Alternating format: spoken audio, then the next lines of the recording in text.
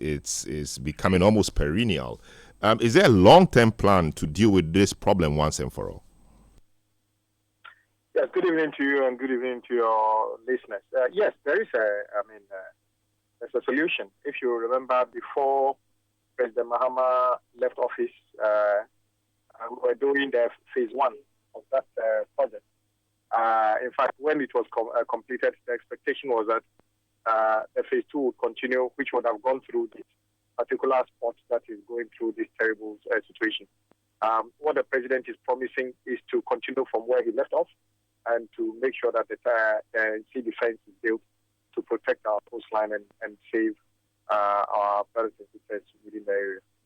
There are people who think that constructing a sea defense wall is so costly that we should rather resettle the people because... Hello? Well, Holland. If that's the case, then some countries wouldn't probably... well, if you were to say we should move them somewhere, you move them somewhere, the sea still comes closer. What will we do? We keep moving it until we get where. There's a solution to this. And there are examples across the world. We can do this. It's not too costly, to be honest. The lives and property that is being damaged is probably more than the cost of building a sea defense. We are human beings.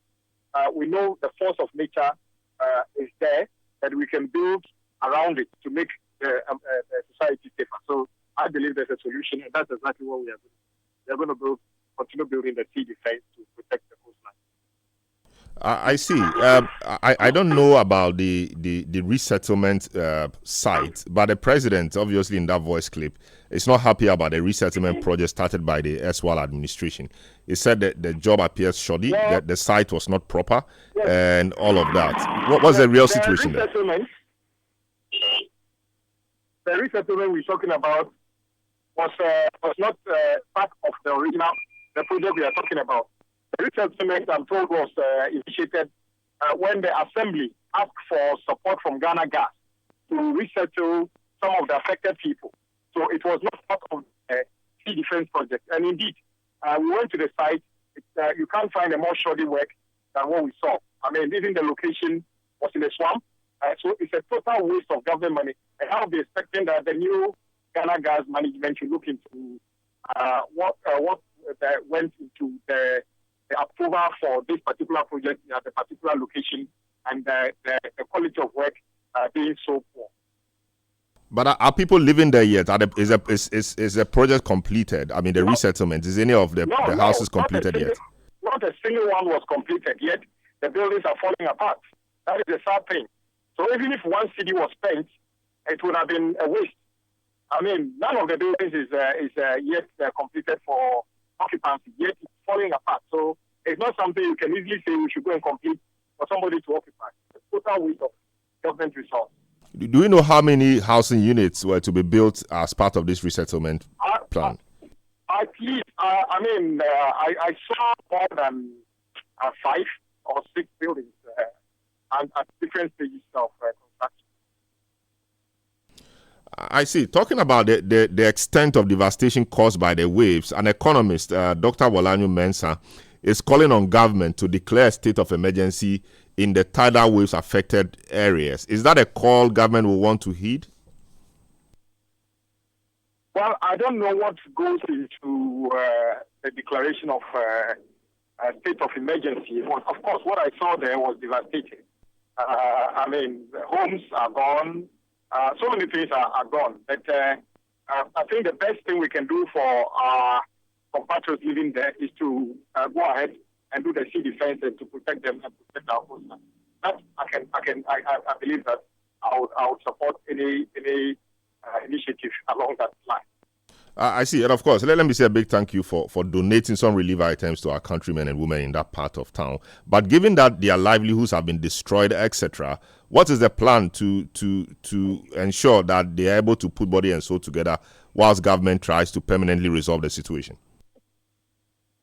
Well, there are a series of things that government is doing. That is why the Minister of Works and Housing has been there. The Minister of Environment, myself, my colleague, Honorable Kujetu, and everybody have been there. So we are going to together discuss other support we need system we needed to give the community after a permanent solution is identified and very well. Thanks so much for this. But of course, yesterday, we hardly get you. So yesterday, we know you were at some sites, the Ofankor area and a few other important road project sites. What will you say about the extent of work and the progress of work you saw yesterday?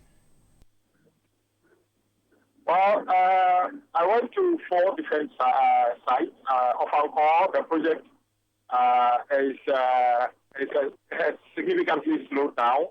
The quality of work is good, but the contractor slowed down. We have encouraged them to reactivate more, and they have agreed.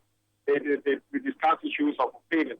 That particular project is GOG funded, so it's upon government to honor its obligation in that line. The other one, which is the motorway, is also GOG funded. I hear people always talk about PPP. The motorway project is nothing like a PPP. It's entirely funded by the government of Ghana, and that is what it is. Yes, the paperwork that came to Parliament assumed that somebody else was going to bring in some money to do this. As we speak, nobody brought a city, so it's GOG fully funded. That project is on course, but we believe that the speed can be better than what it is. But when we went to side, we were on course. The motorway to Central University, the 17 kilometers by DHM, is a loan which got caught up in this debt restructuring. The contractor was not actively on site working, but we spoke to them somewhere 2 weeks ago, and then they said we were going ahead to do some demolition of some buildings in the right of way, and then they were putting themselves together to come back.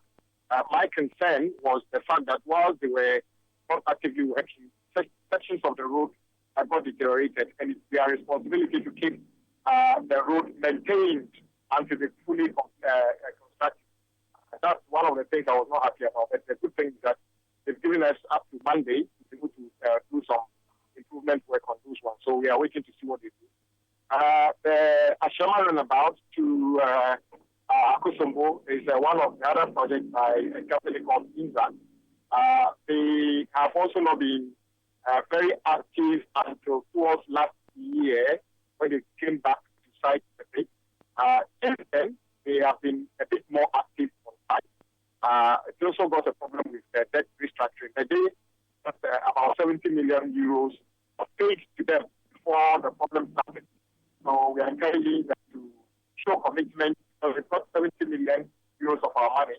We encourage them to continue working while government seeks a lasting solution to the debt problem, and so that we can get this project completed.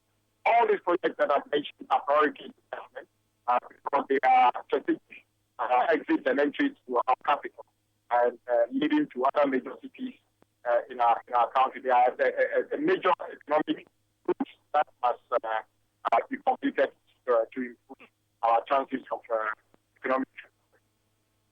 Very well. We often get complaints from people using the Ofankor in some stretch. They complain about dust and the slow pace of work.